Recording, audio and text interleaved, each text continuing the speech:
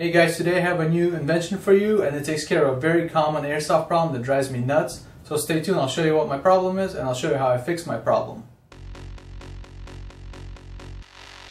I recently picked up a new gun, this SA-58, also known as the FAL, and I've been looking at this gun for a while. I really like the way it looks, and now that I got it in hand, I love the way it feels and flows, so I don't want to mess that up. But as you can tell, the gun has a wire stock, which means it's wired to the front. So what's the manufacturer's solution to this problem?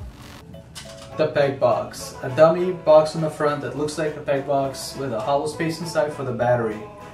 Now mounting on top here, the way I have it, it blocks the iron sights. Also, if you're you like to grip the gun real high and kind of hug the forend like I do, this gets in the way.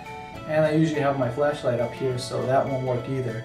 Plus it's very spacious inside, which I guess is good, but with the battery it comes with, it's very wobbly. So that wasn't going to work for me. Here's what I came up with. So here's my solution to it. Put the battery in the foregrip. Most of us use a foregrip anyway, so why not hide the battery in there? There's not really a foregrip on the market that could handle a battery right off the bat, so I had to design my own. This fits a stick lipo. Pretty much any of those little lipos, about 1100, 1200 mAh, will fit in here no problem. The cap down below holds it in place, all the wires, whatever else, and keeps it from rattling. See, there's no wobble, there's no rattle, everything's rock solid, and you could actually hide the wire coming off the gun in here if you want to, just to minimize on the print of the wire as well.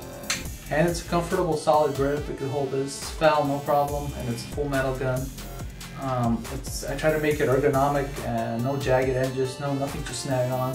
It's a three-piece design. You got the main body here, then you got the connecting piece on the other side that clamps onto the barrel, and then you have the cap on the bottom. I made it external so then it doesn't take away any of the internal space, so you can get as much as possible in there but still have a really small print. It's about the size of an average adult hand. Putting the battery in is really simple. Simply fish the battery in, it'll come out the top, push it in, put the cap on, and then put the wires in this little groove here designed to keep them in place as you're putting this onto the gun and keep them from getting pinched by the rail. Then after that, just undo the screw, clamp it wherever you want it, plug it in, you're good to go.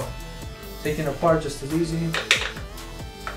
The cap is really well friction fit on here, slide it off, get these away from the container, and pop the battery out. There you go.